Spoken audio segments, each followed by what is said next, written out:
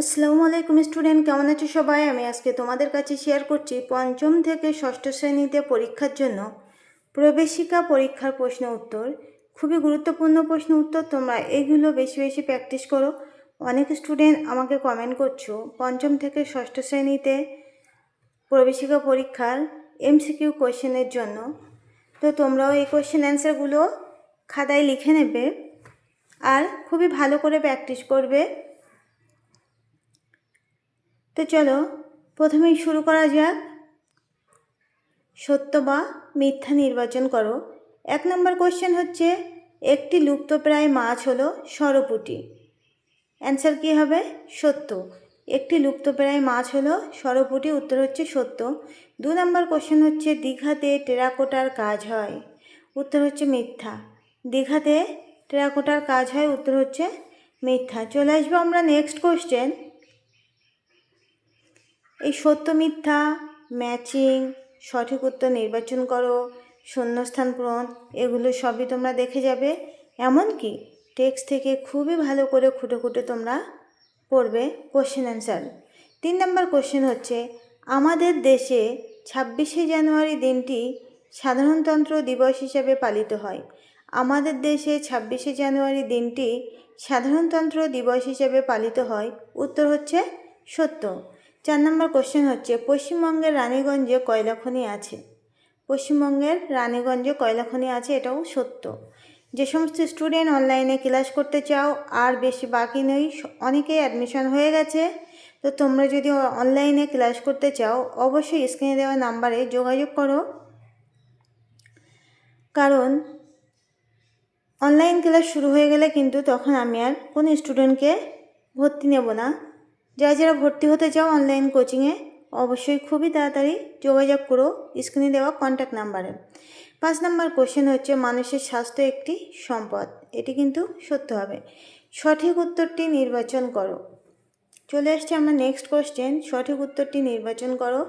1 নম্বর question হচ্ছে, গাছ আমাদের কার্বন ডাইঅক্সাইড, অক্সিজেন না নাইট্রোজেন দেয়। গাছ আমাদের কি দেয়? অক্সিজেন দেয়। 2 নম্বর কোশ্চেন হচ্ছে, আচার্য প্রফুল্লচন্দ্র ছিলেন একজন সাহিত্যিক, কবি না বিজ্ঞানী। আচার্য প্রফুল্লচন্দ্র ছিলেন একজন বিজ্ঞানী। সরি, এটা বিজ্ঞান হয়ে গেছে, এর অ্যান্সারটা হবে বিজ্ঞানী।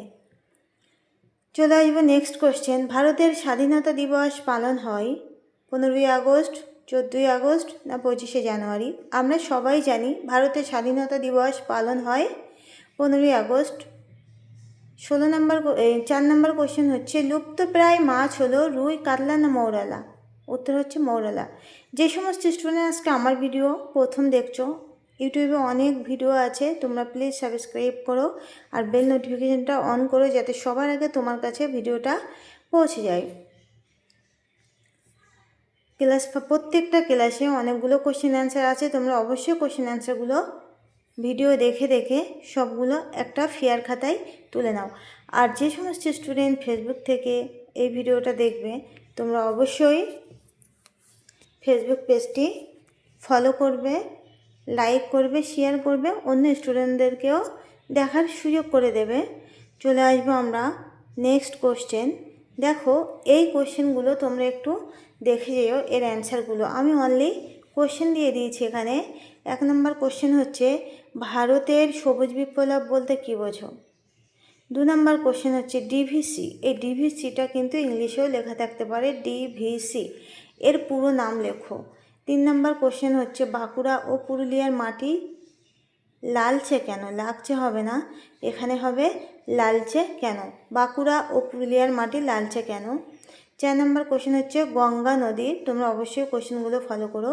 5 নম্বর কোশ্চেন দেখো, সুন্দরবনে ম্যানগ্রোভ উদ্ভিদের বৈশিষ্ট্য লেখো। 6 নম্বর কোশ্চেন হচ্ছে, নদীমাতৃক সভ্যতা কাকে বলে। 7 নম্বর কোশ্চেন হচ্ছে, পর্বতশৃঙ্গ থেকে কিভাবে নদী তৈরি হয়। 8 নম্বর কোশ্চেন হচ্ছে, হারভেস্টার কি। 9 নম্বর কোশ্চেন হচ্ছে, লুপ্তপ্রায় মাছগুলিকে আমরা সংরক্ষণ করব কিভাবে। তো দেখো এখানে কিন্তু এই কোশ্চেনগুলো খুবই বড় নয়, একটু ছোট। এই কোশ্চেনগুলো অবশ্যই তোমরা ফলো করে যাবে, খুব ইম্পর্টেন্ট কোশ্চেন।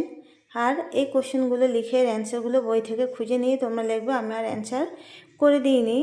তো আশা করছি সকলে এইভাবে যদি কোশ্চেন অ্যান্সার করো খুবই ভালো পরীক্ষা দেবে ও চান্স পাবে ইনশাল্লাহ।